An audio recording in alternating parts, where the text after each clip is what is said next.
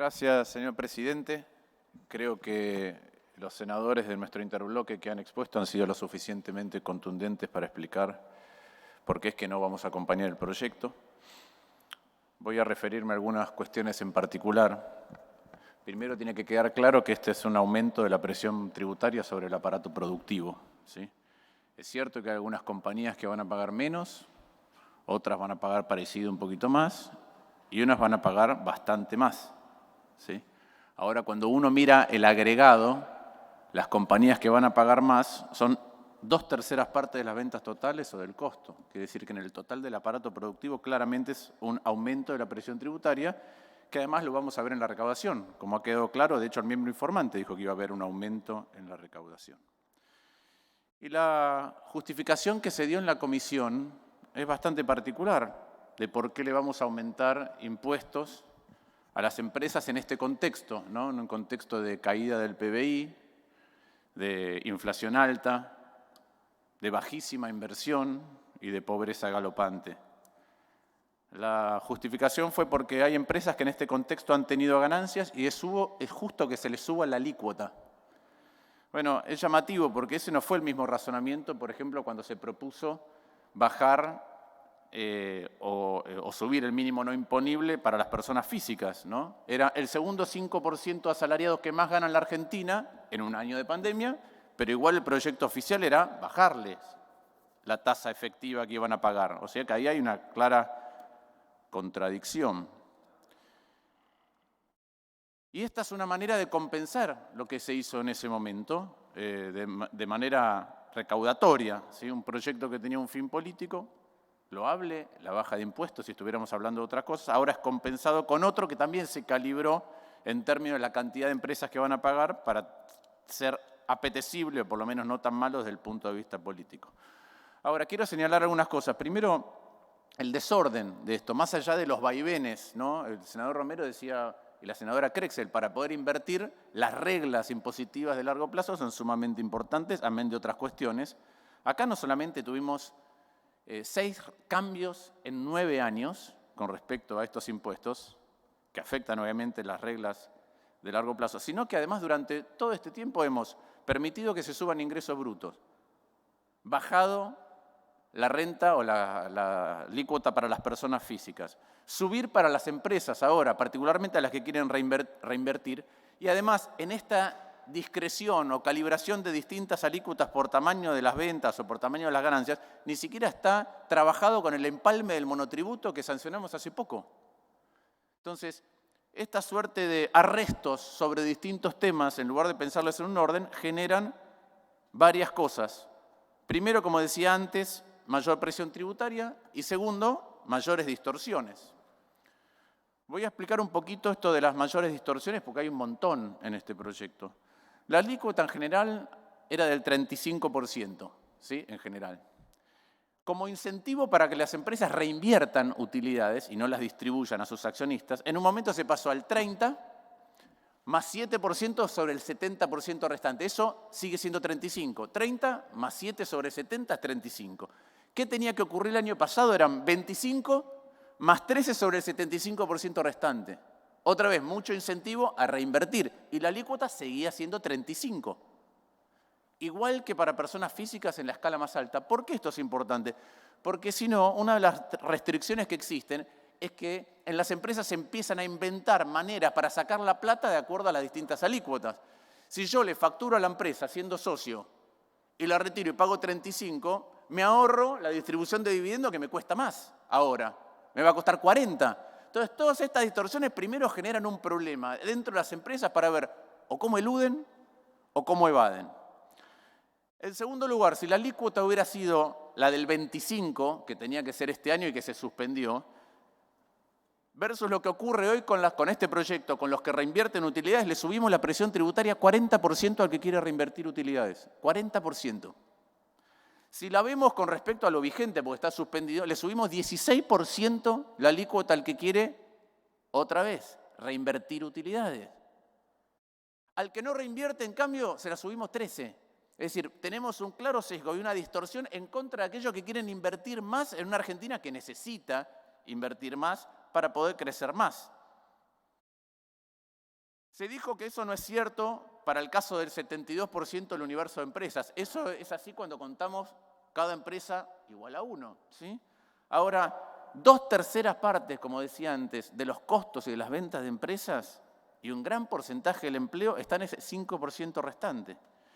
Y ese 5, los que van a pagar más, no es que son, la gente se imagina que son mega empresas, no, el que va a pagar más es aquel que gana un poco más de 4,5 millones de pesos por mes. $30.000. Todo lo que ganen más de $30.000 van a pagar más. ¿Sí? Eso muestra lo chico que no es nuestro aparato productivo. Cuando elegimos las empresas más grandes, son las que van a ganar más de $30.000 por mes. Segundo problema que tiene esto, el ajuste por IPC. ¿Es bueno que haya ajustes? Sí, es bueno que haya ajustes automáticos, pero recordemos que venimos de 3 años de recesión. Entonces las ganancias con respecto a los ciclos normales están subestimadas. Quiere decir que cuando vuelva el crecimiento, va a haber muchas más empresas todavía que van a pagar esto si ajustamos por inflación. Entonces, claramente tenemos un aumento de la presión tributaria, sobre el aparato productivo y con muchas distorsiones significativas, en particular esta que atenta contra la inversión. Ahora, en este contexto, ¿sí? Es cierto que hay un montón de cosas que afectan la inversión, expectativas, si hay crecimiento, si no hay crecimiento, si hay problemas a la vuelta de la esquina, si la tasa de interés es cara o barata, si hay proyectos interesantes, pero también claramente la presión tributaria y la continuidad de la presión tributaria a través del tiempo, porque es lo que le va a quedar a aquel que hace el esfuerzo de invertir. Y se ha dicho que cayó la inversión en estos últimos años de recesión. Claramente que cayó la inversión en los últimos años de recesión. Pero algo dijo la senadora Krexel. Si tomamos los últimos 12 años, y ahí hay gobiernos de distinto tipo, los últimos 12 años, el nivel de inversión en Argentina está en el puesto 161 de 181 países relevados. 161 de 181 países. Invertimos 30% menos que Colombia, Chile o México. Invertimos menos que el promedio de América Latina y el Caribe. Invertimos menos que Bolivia, El Salvador y el África subsahariana, en términos del PBI. Para entender lo que vamos a hacer, ¿no? En segundo lugar, ¿es cierto que el mundo ha ido a cobrarle más impuestos a las personas, sobre todo a aquellos de buena posición, y menos a las empresas? Sí.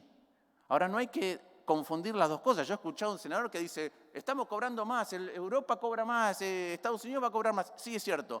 Pero le cobran más a las personas, en primer lugar, a las personas. Cuando uno mira, yo quería proyectar esto, pero no puedo. Cuando uno mira las barritas azules, ¿sí? No sé cómo ponerlo, las barritas azules, es cuánto le cobramos a las empresas. Argentina está en el nivel más alto del mundo. Estamos perdiendo la capacidad de atraer inversiones porque le cobramos más a las empresas. Y una senadora habló de otro senador diciéndole que pensaba o que decía cosas muy distintas a las que dijo en el pasado. Peor es alojar dos pensamientos opuestos en la propia cabeza en el mismo instante, hoy. Es algo que Orwell en 1984 llamaba doble pensamiento. Pienso dos cosas que son contradictorias y no me hacen ruido. Un ejemplo de eso, ¿sí? Es decir que es buenísimo que Europa vaya armonizando la tasa que le cobra a las empresas para que no se relocalicen de un lugar a otro y nosotros decidir que cobramos mucho más que los demás. No podemos elogiar una cosa y hacer exactamente lo contrario de lo que estamos elogiando. Como decía recién, nosotros con este proyecto vamos a profundizar el sesgo antiinversión que hay en la Argentina. ¿Sí? Porque como dije antes, lo que cobran mucho, que son las barras rojas, es cuando las ganancias se distribuyen a los accionistas, entonces pasan a ser rentas de los individuos y se los tiene que cobrar más para generar una sociedad más igualitaria, pero no de traerle recursos a las empresas para que inviertan. Pero además, amén del contexto general, acá hay otros elementos que van en contra de la inversión. Por ejemplo, en Argentina no tenemos ajuste por inflación. Al no tener ajuste por inflación, yo pago más ganancias solamente porque el precio de algunas cosas que tengo suben. No porque gane más plata. No gané más plata, pero por ahí mi stock, mi inventario vale más, pago más. O deduzco menos por las amortizaciones de las inversiones que hice hace mucho tiempo, porque están contabilizadas en precio de hace 10 años. Y entonces, tengo más sesgo a no invertir porque en definitiva me cuesta más producto de eso. Y ahora, como dije, le agregamos otro sesgo antiinversión. Se dice que el resto del mundo está subiendo algunas de estas alícuotas. Sí, las está subiendo, ¿sí? Pero las está subiendo de niveles bajísimos y las está subiendo en promedio a 10 puntos porcentuales menos que la Argentina.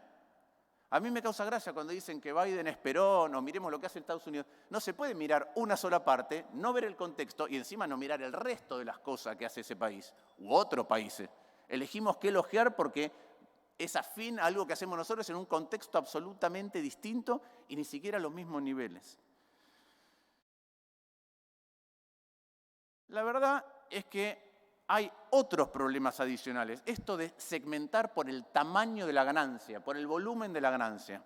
¿Por qué está mal? Porque no es sobre la rentabilidad de la inversión que hice, es sobre el nivel de la ganancia que tuve. Entonces, por ejemplo, alguien ganó 5 millones de pesos por mes, pero invirtió 500 millones de pesos. A ese le vamos a subir la presión tributaria. Alguien ganó 4,4, pero no invirtió un peso. Hizo compra-venta de cosas con muy baja inversión en equipo durable. A ese le vamos a bajar. No es lo mismo haber ganado 5 millones invirtiendo 500 que ganar 4,5 sin invertir. Tenemos en este proyecto incentivos a menos proyectos riesgosos, es decir, aquellos grandes proyectos que pueden salir muy mal, pero si salen bien gano más plata. Bueno, a medida que si gano más plata me cobran más, tengo un sesgo en contra de los grandes proyectos que tienen más riesgo, que muchas veces son los que necesita la Argentina.